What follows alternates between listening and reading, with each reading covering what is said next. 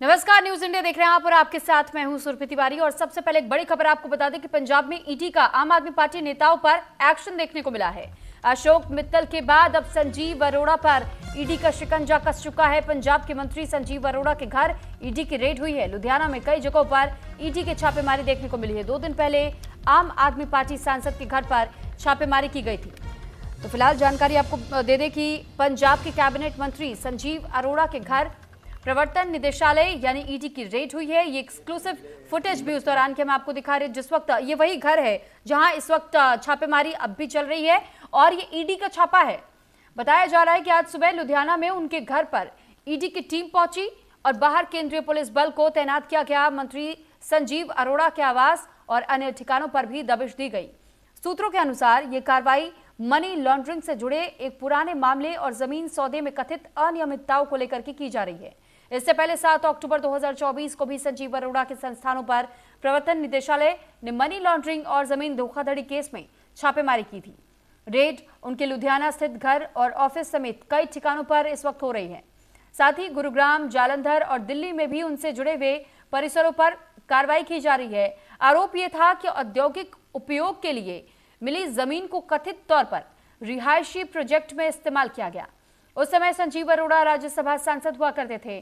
तो फिलहाल इसी को लेकर के अब ईडी की टीम यहां पहुंची हुई है और तमाम दस्तावेज खंगालने की कोशिश कि मनी लॉन्ड्रिंग का मामला आखिर ये तार कहां से कहां तक जुड़े हुए हैं। इस पर अधिक जानकारी के साथ जसवीर सिंह संवाददाता हमारे साथ फोन लाइन पर जुड़ चुके हैं। जसवीर, जानकारी चाहेंगे आपसे कि ये पूरा मामला ओवरऑल क्या बताया जा रहा है? मनी लॉन्ड्रिंग का अब तक कोई एंगल सामने आया है क्या? ईडी जो दबिश दे रही है, छापेमारी कर रही है, कोई सबूत उनके हाथ लगे हों? जी, ये आपको बताते चले, ये पुराना मामला है। पुराने मामले को लेके आज फिर ईडी ने जो इनके घर पे और इनके ऑफिस में रेड की है संजीव अरोड़ा के।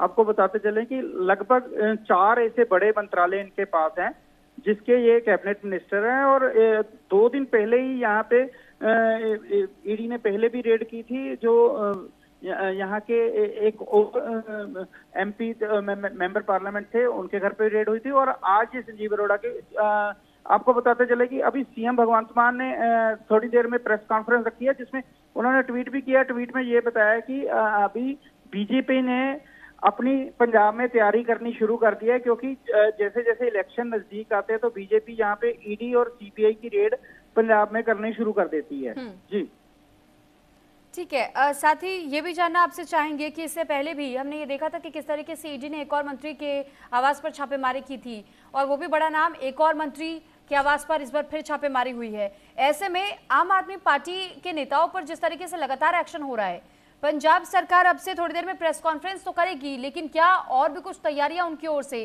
कि ऐसा क्यों हो रहा है, इसके लिए किस तरीके से वो कदम आगे आने वाले समय में उठा सकते हैं? जी, 2 दिन पहले भी केजरीवाल ने ट्वीट किया था और एक प्रेस कॉन्फ्रेंस की थी। उन्होंने यही बोला था कि हमारे यहाँ पर पॉलिटिकल रंजिश की वजह से हमारे जो मंत्री है, कैबिनेट मिनिस्टर हैं या एमएलए हैं, उनके ऊपर ईडी की रेड या सीबीआई की रेड डालने जा रही है और जबरदस्ती उनके ऊपर दबाव बनाने की कोशिश की जा रही है कि कोई भी मंत्री, या क्योंकि वो इस बखलाहट में है कि शायद आम आदमी पार्टी की सरकार पंजाब में दोबारा बन सकती है, जिसको लेके बीजेपी ने ये रंजिश के तौर पे जितने बड़े नेता हैं या जितने बड़े कद के लीडर हैं उनके घर पे ईडी और जितनी भी एजेंसियां उनके मगर लगा रखी है। ये आरोप है केजरीवाल का और सीएम भगवंत मान का भी यही कहना है कि हमारे जितने बड़े मंत्री हैं उनको तैयार रहना चाहिए, क्योंकि अब बीजेपी ने अपना रूप दिखाना शुरू कर दिया और सबके घर पे हो सकता है कि ईडी की रेड पड़े। आपको बताते चले कि थोड़े दिन पहले ही यहाँ राघव चड्ढा का जैसे ही आम आदमी पार्टी से निकाला